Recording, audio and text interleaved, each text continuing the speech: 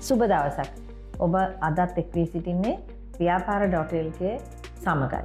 අද අපි ඔබට කියන්නට ලෑස්ති වෙන්නේ මේ දවස්වල ඇමරිකා එක්සත් ජනපදයේ ඉතා විශාල ආන්දෝලනයකට තුඩු දුන් හිටපු ජනාධිපතිය කියන්නේ 1960 ගණන් වල හිටපු ජෝන් එෆ් කෙනඩි ජනාධිපති මරණයට පත් වුණා. ඔහු වෙඩිපාරකට ලක් වී ඔහු මිය ගියා.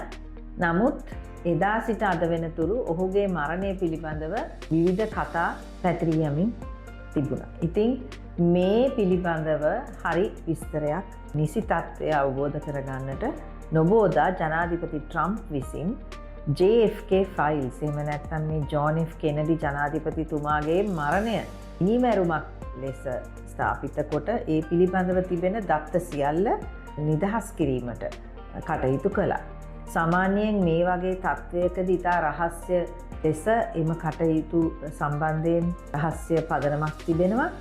ඒ කියන්නේ ඒ වගේ මිනිමැරුමක් සම්බන්ධයෙන් මිනිමැරුමක් හෝ මරණය සම්බන්ධයෙන් සිදුවුණු පරීක්ෂණයේ සියල්ල රහස්‍ය ලෙස ඇමරිකානු රජයේ විසින් පවත්වාගෙන ගියා. නමුත් දැන් ඒ සිදුවී විශාල කාල පරාසයක් ගිහින් තිබෙනවා.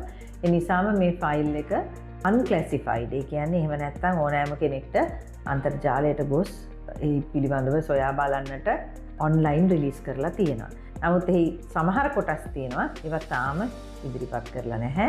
නමුත් ඉදිරිපත් කර තිබෙන කොටස් වලින් පෙන්වුම් කරනවා යම්කිසි විදිහකට මේකට සම්බන්ධ බොහෝ පාර්ශවයන් රැසක් හිටියා. ඒ හිතපු පුද්ගලයා නෙමෙයි වෙන්න පුළුවන් මේ මිනිමැරුම සිදු කරන්න ලද්දේ කියලා එළියට ඇවිල්ලා තියෙන දත්ත සම්බන්ධයෙන් යම්කිසි තීරණයකට නිගමනයකට එන්නට පුළුවන්.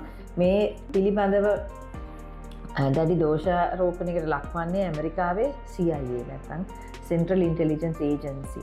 ඒගොල්ලන්ගේ විශේෂයෙන් බුද්ධි අංශය සම්බන්ධ තමයි මේ පිළිබඳව ඔවුන් විසින් කෙනඩි ජනාධිපතිතුමාව මිනි මැරුමකට ලක් කරා කියන අදහස තමයි බොහෝ විට එන්නේ. ඊට අමතරව එම JFK ෆයිල්ස් වලින් අපිට දැනගන්නට තිබෙනවා CIA එක විසින් කොහොමද ලෝකේ ගොඩක් දේවල් රටවල් වල විවිධ ප්‍රශ්න ඇති කරලා විවිධ තත්ත්වයන් තුලින් රටවල් අස්ථාර කරන්නට යෙදුන හැටි.